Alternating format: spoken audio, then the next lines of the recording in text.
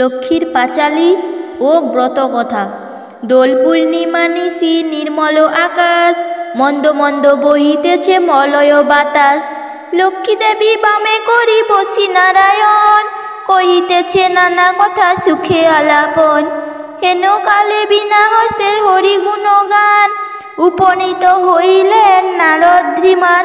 ধীরে ধীরে উপপদে করিয়া প্রণতি, অতঃপর কইলেন লক্ষ্মী দেবী প্রতি। শুনো গো মা নারায়ণী চলো মর্তপুরে, তব আচরণে দুঃখ পাইনু অন্তরে। তব কৃপা বঞ্চিত হইয়া নরনারী, ভুঞ্জিতে দুর্গতি কত বনিবারে নারী। সতর্ক কুকর্মে রত রইয়া তাহারা, দুর্ভিক্ষ অকাল মৃত্যু রোগে শোকে সারা। অন্যভাবে শীর্ণকায় রোগে মৃত প্রায়, আত্মহত্যা কেহ বা করিছে ঠেকে দায়। কেহ কেহ প্রাণাধিক পুত্র কন্যা সবে, বেঁচে খাও হায় হায় অন্নের অভাবে।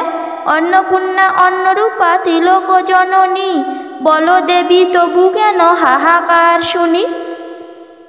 কেন লোকে লক্ষ্মীহীন সম্পদ অভাবে, কেন লোকে লক্ষ্মী ছাড়া কুকর্ম প্রভাবে। শুনিয়া নারদ বাক্য লক্ষ্মী ঠাকুরানী, সগণে নিঃশ্বাস্তাজি কহে মৃদুবাণী। সত্য বাছা ইহা বড় দুঃখের বিষয়, কারণ ইহার যাহা শোনো সমুদয়। আমি লক্ষ্মী কারো তরে নাহি করি রোষ, মর্তবাসী কষ্ট পায় ভুঞ্জি কর্মদোষ। মজাইলে অনাচারে সমস্ত সংসার, কেমনে থাকিব আমি বল নির্বিকার। কাম ক্রোধ লোভ মোহ মদ অহংকার, আলস্য কলহ মিথ্যা ঘিরিছে সংসার।